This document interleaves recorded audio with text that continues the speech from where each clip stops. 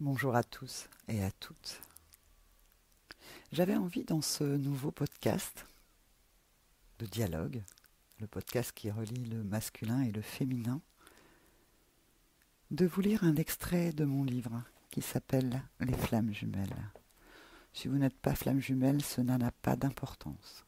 Et si cela veut dire quelque chose pour vous, cela vous sera offert comme un cadeau dans ce podcast.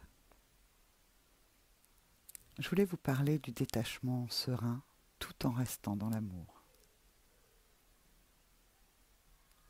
Pour le comprendre, on peut imaginer que l'une des parties de vous s'appellerait amour et l'autre liberté.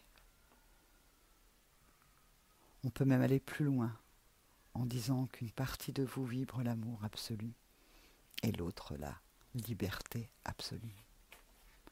Le texte dont je vais vous faire ici le conte m'a été transmis et malgré mes recherches, je n'ai pas trouvé qui l'avait écrit.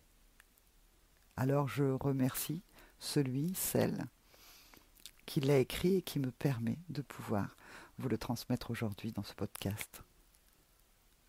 Elle est l'amour absolu et il est la liberté absolue. L'amour s'est trouvé rejeté par la liberté et la liberté s'est trouvée emprisonnée par l'amour. Et l'amour sans la liberté est attachement et la liberté sans amour est fuite.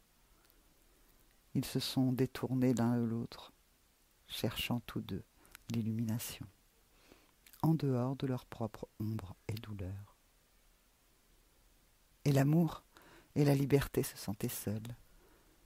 Ils ne se sont pas sentis reçus, parce que l'amour n'est rien sans la liberté, et la liberté n'est nulle part sans l'amour.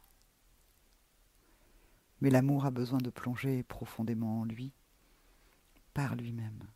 Et la liberté a besoin de se montrer pour elle-même, pour se rappeler la vérité de qui ils sont, et à se connecter à leur propre source.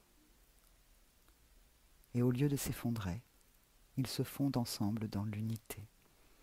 C'était signé @sagesse innée. Ce texte vous montre que l'amour sans la liberté n'est rien, que la liberté sans amour n'est pas grand-chose non plus.